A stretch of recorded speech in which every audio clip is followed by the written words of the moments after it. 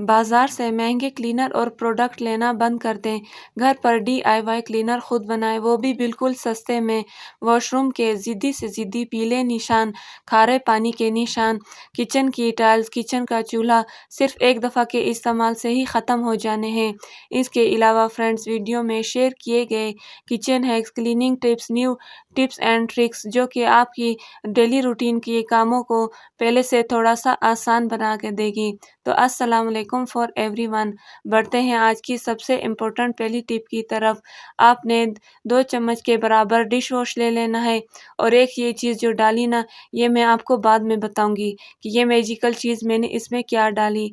और इसमें डाल दें 1 चम्मच के बराबर सिरका और आप फिर इसको देखें, ये कितना ज़बरदस्त हमारा फार्मूला तैयार हो चुका है एक मैजिकल फॉर्म में।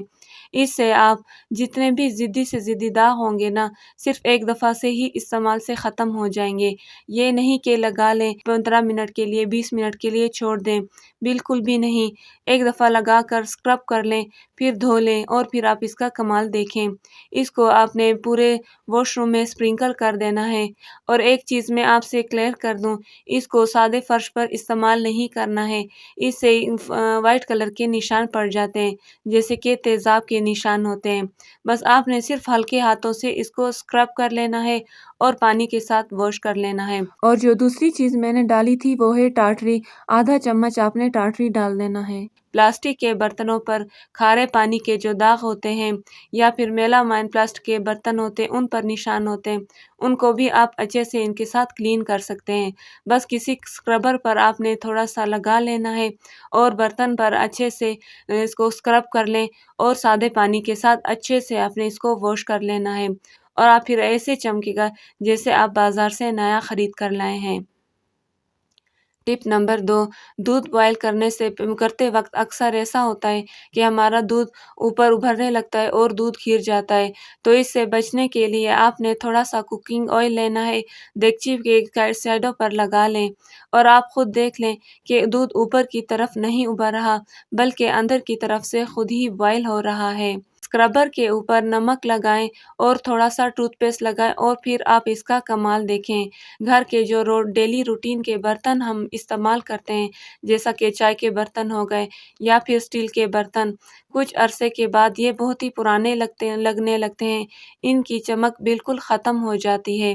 तो आपने बस यही जो मैंने आपके साथ स्क्रबर शेयर किया था, स्क्रबर के ऊपर नमक डालें और टूथपेस्ट डालें और थोड़ा सा, बिल्कुल थोड़ा सा पानी लगा लें और अच्छे से इसको स्क्रब कर लें। यकीन जाने बर्तन ऐसे चमकेगा जैसे आप अभी बाजार से नया खरीद कर लाए हैं। ज़्यादा रगड़ने की भी ज़रूरत नहीं, बिल्कुल हल्के हाथों से आपने इसको स्क्रब कर लेना है। इस तरह के जो गाँव तकिया होते हैं, गोल तकिया या फिर बेड वाले तकिया होते हैं, वो कुछ अरसे बाद बैठ जाते हैं। जब नए-नए होते हैं तो ठीक होते हैं, कुछ अरसे के बाद इनकी जो अंदर वाली कपास होती है, वो ख़राब होने लगती है। तो आपने एक बेलना ले लेना है और अच्छे से इसकी आपने पिटाई करनी है। जब ज़्यादा गुस्सा हो तो फिर इस तकिए पे निकाल दें, इससे ये पहले की तरह गोल शक्ल में आ जाएँगे।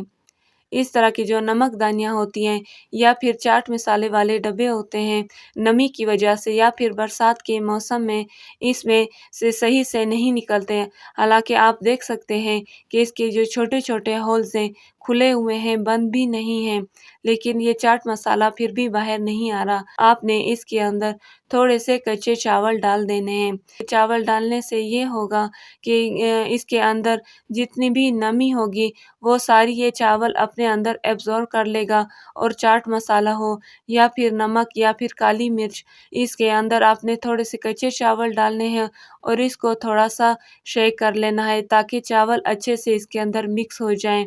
बस आप जैसे ही देखें एक ही दफ़ा में इसको छिड़केंगे तो नमक या होगा या फिर इस तरह काली मिर्च या फिर चाट मसाला आसानी से बाहर आ जाएगा। तो बढ़ते हैं हम अपनी अगली टिप की तरफ। सबसे जो बारीक सुई होती है, इसमें धागा डालना थोड़ा-सा मुश्किल हो जाता है। अक्सर लोगों की नज़र कमज़ोर होती है या वैसे भी थोड़ा-सा मुश्किल लगता है बारीक सुई में धागा डालना। आपने उँगली के ऊपर धागा रखना है और उसके ऊपर सुई रख देनी है और सबसे जो 0 नंबर वाली सुई होती है, उसको नीडल के अंदर आपने डाल देना है और इस तरीके से धागा आसानी से निकाल लेना है। ویڈیو اچھی لگی ہو تو لائک شیئر اور سبسکرائب کرنا نہ بھولیے۔